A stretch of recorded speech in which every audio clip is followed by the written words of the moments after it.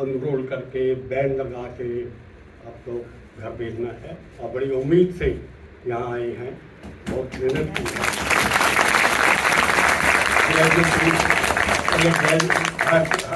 Higher करने की, graduation की, कहीं से पढ़ के और यहाँ आए, एक उम्मीद लेके आए हैं। तो हमने 3 सेगमेंट आपको अभी, और ये तो शॉर्टकट था। राकेश रावत जी बार कौंसिल के बारे में और कुछ बताएंगे। मैं अपना तजर्बा जग बीती आप बीती थोड़ी बहुत बता दूंगा। बाकी जो मोटिवेशनल है, इंस्पायरिंग है, वो श्री आर.एस. गोस्वामी ही आपके साथ शेयर करेंगे। तो यस बड़ा कुछ बताएंगे, प्रैक्टिस कैसे करनी है, फीस कैसे लेनी है, कोर्स क्लाइंट को कैसे करना है, तो सारा कुछ बताएंगे आप। तो खबर रखिए। तो मैं थोड़ा शॉर्ट करके बोलते जाऊँगा। सबसे पहले मैं आपका इस कार्यक्रम में स्वागत करता हूँ और आपका अभिनंदन करता हूँ का पालन। अभी मैं साथ ह्यूमर अभी बताया कि आपका यहाँ आना, ये बताना कि ये बिल्डिंग है, ये बार काउंसिल है। मैं एक छोटा सा एनेक्डोट बताता हूँ। किसी ज़माने में सुप्रीम कोर्ट के मेंबर बनते थे, इलेक्शन के पर्पज से किसी का फार्म भरा, उसका चंदा भी दे दिया, और अब तो वोट के लिए बड़ी रिस्ट्रिक्शन होगी। जो मेंबर बन गया वोट डालने में चला जाता था, वोट भी पड़ते थे। मोटिवेटिव था कि चंदा दे दिया, मेंबर बन के, प्रेसिडेंट का इलेक्शन हो गया। तो एक सहबान इसी चक्कर साथी हैं, और प्रोफेशन में एक दूसरे के आप कॉम्पिटिटर भी हैं।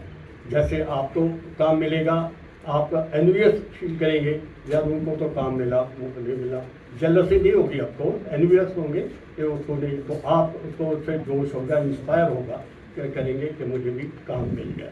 मैं आपसे ज़्यादा समय ना लेता हुआ, तो बस यही कहूँ कि आप प्रोफेशन की डिग्निटी मेंटेन करें और प्रोफेशन का में अपराइट कोई भी लोभ लालच या शॉर्टकट ना इसको अपनाए। गलत का बार काउंसिल दिल्ली का नाम रोशन करें। ये नोबल प्रोफेशन है, और नोबल जब तक रहेगा जब ये आप नोबलिटी मेंटेन करें। आप बहुत डिस्टिंग्विशेबल प्रोफेशन है। आपका मोहल्ले में नाम होगा, जो भी आपका घर होगा वो एक मोहल्ले में लैंडमार्क है कि कहाँ रहते हो, जहाँ पर वकील साहब रहते हैं, जब वकील साहब का घर है, तो आप जाने हुआ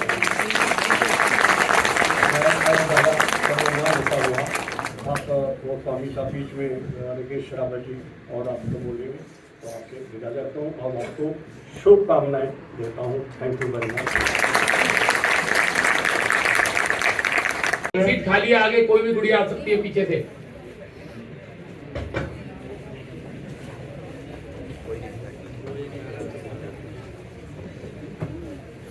मैं नसीर साहब के बारे में कुछ बताना चाहूँगा आपको।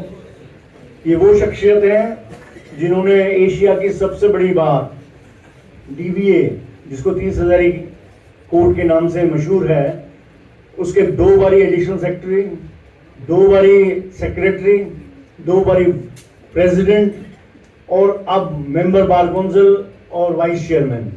इतने औरों पे इन्होंने बार को सर्व किया है। और एक चीज और है, ये आप आम आदमी पार्टी के लीगल सेल के अध्यक्ष भी हैं यहाँ पे।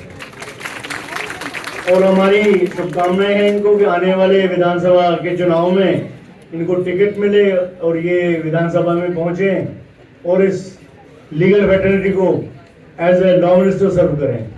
सर बहुत बहुत शुभकामनाएं हमारी तरफ से। हम ये कह तो सकते हैं जी, हमने कहा था ये ना माने तो ये आज रिकॉर्डिंग हो रही है ना, तो 500 यहाँ पे बच्चे हैं, वो तो जाके कहेंगे इनको सबको बुला लेंगे हम वहाँ पे। तो मैं आपसे अगर पैसा किसी ने कमाया तो गोस्वामी साहब है। जब ये भाषण देने आए तो उनसे ये जरूर पूछना कि सर पैसा कैसे क्लाइंट की जेब से निकालें, क्योंकि सबसे ये इसमें महारत हासिल की हुई है इन्होंने।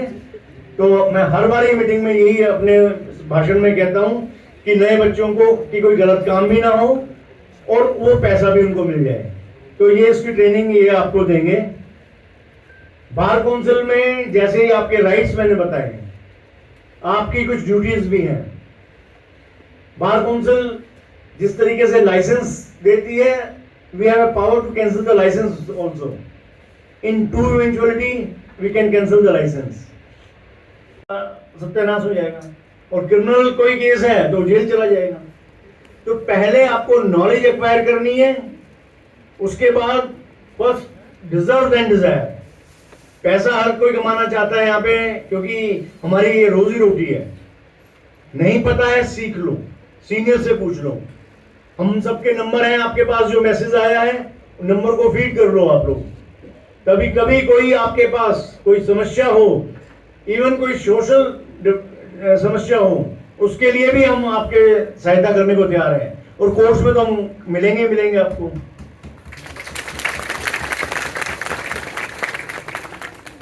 तो दोस्तों, प्रोफेशनल मिसकंडक्ट में कुछ एग्जांपल देता हूं। कई साथी पैसा ले लेते हैं लेकिन काम नहीं आता, तभी आप कोर्ट में जाके बहस कर पाएंगे। आज के कल के बच्चे, इनको यह है कि वे यहां सब कुछ गूगल पे देखा, फाइल को देखते नहीं है, उस कारण वो पीछे रह जाते हैं, ओवर कॉन्फिडेंट होते हैं। हर बार जाके डेट से पहले फाइल पढ़। Thank you, Sharad Saab. Good evening, all of you. आप कई मायने में बहुत सौभाग्यशाली हैं। एक तो इस मायने में कि आपके सामने जो त्रिमूर्ति बैठी है, जिनके हाथ में आपका आज का एनरोलमेंट है, जिस कमेटी के चेयरमैन ओपी फैजी साहब हैं, senior member R S Goswami ji हैं और राकेश सहरावत जी हैं। तीनों इस बार काउंसिल ऑफ दिल्ली के चेयरमैन रहे हुए हैं। इतने सीनियर मेंबर आज आपको इनरोल करने जा रहे हैं, तो आप बहुत सौभाग्यशाली हैं। दूसरा, इस मायने में सौभाग्यशाली हैं कि जिस फेज में आप इस प्रोफेशन को ज्वाइन कर रहे हैं, ये इस देश में गोल्डन पीरियड है। 1988 में जब मैं इनरोल हुआ, मेरे से 6-7 महीने सीनियर गोस्वामी जी हैं। 2 साल या 1.5 साल के गैप पे सहरावत साहब के इनरोलमेंट हुआ। और हम आप यहाँ हॉल में जितने साथी बैठे हुए हैं, उनकी जितनी एवरेज एज है, उससे भी डबल एक्सपीरियंस के हमारे भीष्म पिता में ओपी फैजी साहब हैं, जिनकी 55 साल की स्टैंडिंग। तो हमारे समय में इस प्रोफेशन में बाय डिफॉल्ट लोग बाग आते थे। जिसका कहीं कोई एडमिशन नहीं होता था, वो लॉ में जाते थे, और लॉ ज्वाइन करने के बाद प्रोफेशन में जब आते थे, प्रैक्टिस में जब आते थे, तो कोई काम किसी के पास नहीं था, तो तब लीगल प्रोफेशन में आते थे, क्योंकि लिटिगेशन के अलावा कोई और स्कोप नहीं था। लेकिन आप इतने सौभाग्यशाली हैं, ये पॉसिबल नहीं है। या आर एस गोस्वामी बन जाएंगे, राकेश सहरावत बन जाएंगे, ओपी फैजी बन जाएंगे, ये नहीं बन सकते। लेकिन आप अगर पेशेंस रखेंगे और आप ये मान के चलें कि मेरे को बनना है आर एस गोस्वामी, बनना है कपिल सिब्बल, बनना है राकेश सहरावत, तो आपको ये जर्नी स्लोली कछुए की तरह तय करनी पड़ेगी। और उसको तय करने के लिए प्रोफेशनल एथिक्स आपको सीखना पड़ेगा। आपको ये सीखना पड़ेगा कि मेरे को पैसा जरूर कमाना है, लेकिन गलत पैसा नहीं कमाना है, गलत गारंटी या एश्योरेंस नहीं देनी है। मैं छोटा सा एक एग्जांपल देता हूं और कई बार लाइटर मूड में एक जोक सुनाता हूं कि हम कितने सौभाग्यशाली हैं। जब ये सृष्टि बनी थी और जब इंसान बनाए गए थे, तो इंसानों को काम, कभी ना कभी तो ये सृष्टि बनी और सृष्टि में बहुत सारे जीव बने और जीवों में इंसान बने, और इंसानों को एक जिम्मेवारी दी गई कि ये पूरी सृष्टि को संभालने की जिम्मेवारी इंसान को है, जिसको जबान भी दी गई, जिसको अकल भी दी गई, और जिसको ये कैपेसिटी भी दी गई कि वो अपने ब्रेन और अपनी क्षमता के आधार पर बाकी लोगों को कंट्रोल करे। क्या कोई शेर को दूसरा जानवर कंट्रोल कर सकता है? सिर्फ कौन, किसने कंट्रोल किया? इंसान ने। हाथी को किसने कंट्रोल किया? इंसान ने। इसका मतलब हम लोगों को एक स्पेशल जीव कुदरत ने बनाया, भगवान ने बनाया। तो जब भगवान ने इंसान बनाए तो इंसानों को अलग अलग काम बांटे। किसी को डॉक्टर बनाया, किसी को इंजीनियर बनाया, किसी को किसान बनाया, किसी को मजदूर बनाया। तो बहुत सारे लोगों, जैसे ऐसे ही हॉल था तो किसी ने जोक के माध्यम से सुनाया कि ऐसे ही भगवान ने एक मीटिंग बुलाई और सबको काम बांटना शुरू किया कि आपको ये दिया, आपको ये दिया, आपको ये जिम्मेवारी, आपको ये जिम्मेवारी, आपको ये जिम्मेवारी। तो एक साथी हॉल में पीछे बैठे हुए थे।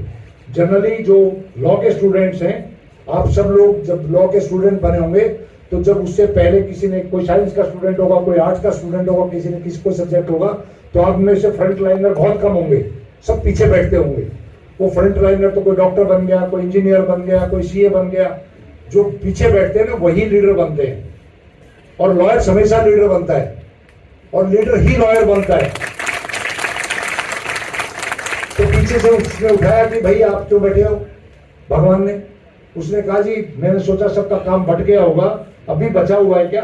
बोले नहीं बचा हुआ है। तो बोले भाई आप इस इंसान की योनि में रहना चाहते हैं तो काम तो करना पड़ेगा। बोले जी काम मैंने सोचा बट गया होगा, एक आदमी को तो फ्री भी छोड़ दो, लेकिन अगर आप कह रहे हो तो मेरी शर्तें हैं जी, काम तो करूंगा लेकिन कुछ शर्तें हैं। और वो गोस्वामी जी जैसे स्टेटस पे आके वो एग्जाम्पल सेट होता है, कभी आप अपने ऊपर सेट कर लें। उसने कहा जी पहली शर्त, गोस्वामी जी ने कहा पहली शर्त, मैं काम मांगने किसी के पास नहीं जाऊंगा। मैंने कहा भी चलो सोचते कोई ऐसा काम जिसमें बंदा चल के आपके पास आए। ऐसा है, सोच के देखना आप, जोक जरूर है लेकिन बहुत गहराई है। चलो जी सोचते, दूसरी शर्त भी बता दो। तो उसने कहा जी दूसरी शर्त ये है कि मैं मेहनताना अपने आप तय करूंगा, किसी से 1 रुपया मांगूंगा, किसी से 1 करोड़ मांगूंगा, ये मेरे ऊपर छूट होगी। ये नहीं है कि टाटा बाटा का रेट है तो 399 में मिलेगा तो 399 में मिलेगा सबको। लॉयर्स के पास गोस्वामी जी ने कहा कि ठीक है चलो जी तीसरी भी बता दो आप।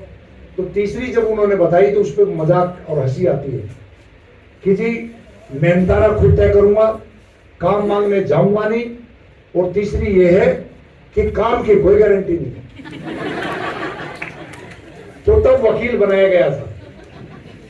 अब सोच के देखिए, लॉयर्स के पास क्लाइंट चल के जाता है, डरता डरता जाता है, चाहे वो टाटा हो, अंबानी हो, देश का प्रधानमंत्री हो, वो भी अटॉर्नी जनरल को अपनी एडवाइस के लिए रखते हैं, वो चल के जाते हैं।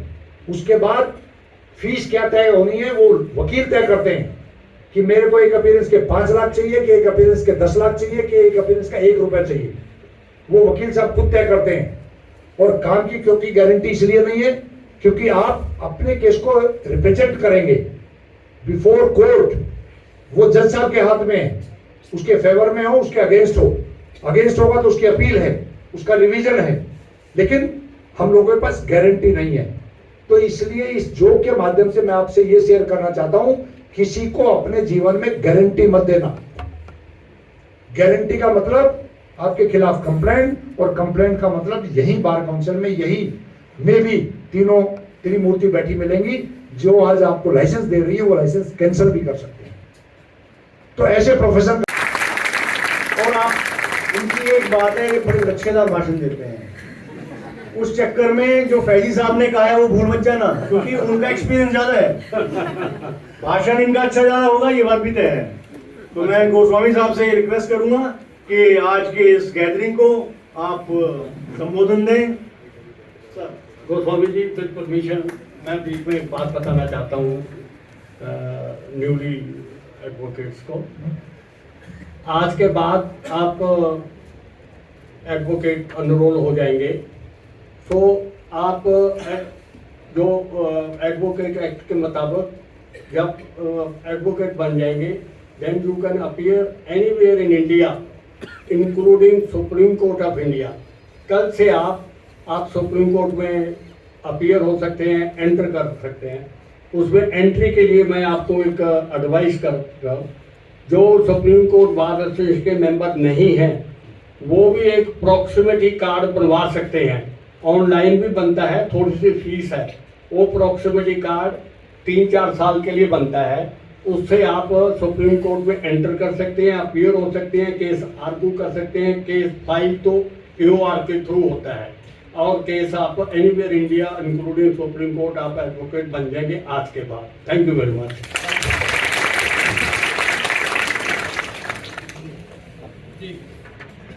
Good evening everybody. आधी आवाज क्यों है भाई? अभी आपने राकेश जी की बातें सुनी, समझ में आई? कैदी साहब की बात सुनी,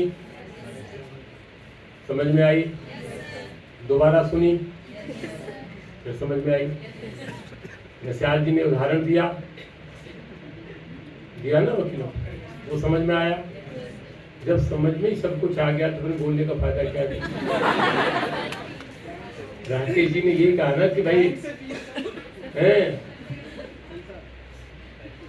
जो नसियार साहब ने अपनी बात कही थी चुटकुला के माध्यम से कही थी, आप लोगों ने सुना, कितने खुश हो रहे थे आप लोग, जबकि अभी वकील बने नहीं थे आप, उससे पहले ही। तो उनकी इस चुटकुला को, क्योंकि पहले तो मैं अपनी बात कहने में भाषण सब तो अच्छा नहीं लगता, नेताओं को अच्छा लगता है। अपने परिवार में किसको भाषण देना है, अपनी बच्चियों को क्या भाषण देना है? केवल संवाद होना है, केवल डिस्कशन करना है। परिवार के लोग बनने जा रहे हो, जब एक रिलेशन में कोई रिश्तेदारी बनती है तो उसे भाषण थोड़ी दिया जाता है, अपनत्व दिया जाता है, प्यार दिया जाता है, आशीर्वाद दिया जाता है, ब्लेसिंग दिया जाता है। वही हमारा काम है आपके लिए। लेकिन यदि एक वाइस चेयरमैन ने कोई बात उदाहरण से कही, तो पहले मैं काफी संस्कृत में भी बोलता था, समझाता था, तो उस पर काफी ऑब्जेक्शंस आ गई कि गोस्वामी जी संस्कृत में बात अपनी एक्स्ट्रा करते हैं, वो संस्कृत मैंने कम कर दी है। आजकल आप लोगों के लिए डेली मीटिंग कर रहे हैं, कल भी मीटिंग करके गए, रात को 11 बजे पहुंचे। आज 4 केस भी नहीं करते, उससे पहले यहाँ का टाइम लगातार 2 तारीख, 5 तारीख, 7 तारीख, 10 तारीख। तो हम लोगों की लाइफ देखिए, यहाँ से तुम तो चले जाओगे, फोटो खिंचाओगे, एंजॉय करोगे, एक आध दुकान पे भी जाओगे, कोई ना कोई जो शौकीन लोग होंगे, सब काम करोगे। लेकिन हम तो एक एक फार्म को देखेंगे, सिग्नेचर करेंगे। तो मैं चेयरमैन साहब आपको समर्पित करता हूं, जो आपने कहा ना वकील ऐसा बनाया वैसा बनाया, उसके लिए खुद चुनी अपनी राहें, खुद चुनो अपनी राहें, भीड़ का हिस्सा बनना क्यों है? खुद चुनो अपनी राहें, भीड़ का हिस्सा बनना क्यों है? वो करो जो दिल कहता है, हर बात दूसरों की सुननी क्यों है?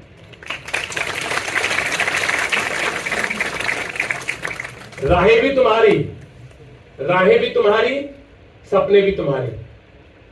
राहें भी तुम्हारी, जोर से बोले, तुम्हें लाइक कर रहा हूं मैं। राहें भी तुम्हारी, फिर किसी और रास्ता का पकड़ना क्यों है? उड़ने दो ख्वाबों को खुलकर, उड़ने दो, पिंजरे में खुद को रखना क्यों है? आजकल मैं सुबह जब कार्ड नहीं देते थे,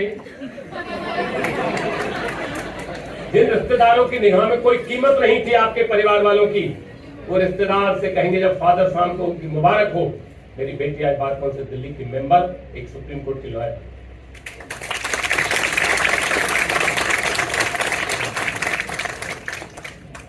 इतनी खुशी हुई आपको, अपने लिए ताली नहीं बजाओगे?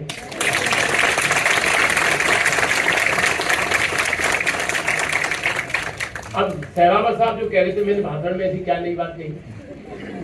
तुमको प्रमोट किया नहीं किया, ताकत दी नहीं दी?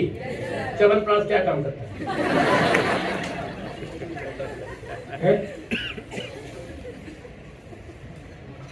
जैसे यहां से आप जाओगे, रेड लाइट पर सिपाही रुकेगा और बैंड आपका लगा हुआ होगा। हिम्मत है किसी की? कौन से प्रोफेशन में ऐसा है जहां 1 करोड़ या 2 करोड़ लगाने के बाद भी वो तुमको सैल्यूट दे? कौन सा ताकत है दुनिया में जिस समय तुम कोर्ट में एंट्री करोगे तो आपको कुर्सी मिलेगी? लेकिन उसके साथ डेकोरम ऑफ प्रोफेशन हमारी जरूरी है, प्रोफेशन का मेंटेन करना जरूरी है, ईमानदारी से काम। जैसे आप लोगों ने कहा, सहरावत साहब कहते हैं मुझे अच्छा भी लगता है कई बार, लेकिन भगवान कृष्ण ने अर्जुन से कहा कि अर्जुन पढ़ाई बहुत अच्छी नहीं लगती, बड़ा बनना बड़ी बात नहीं, बड़ा बनना, बड़ा बनकर बड़ा रहना। इसलिए दोस्तों ये बड़ाई करते हैं, सम्मान करते हैं, मैं इनका करता हूं, ये मेरा करते हैं, लेकिन इससे आनंद नहीं आता। हमें आनंद इससे आता है, ईश्वर से हम प्रार्थना करते हैं कि आप हमसे बड़े।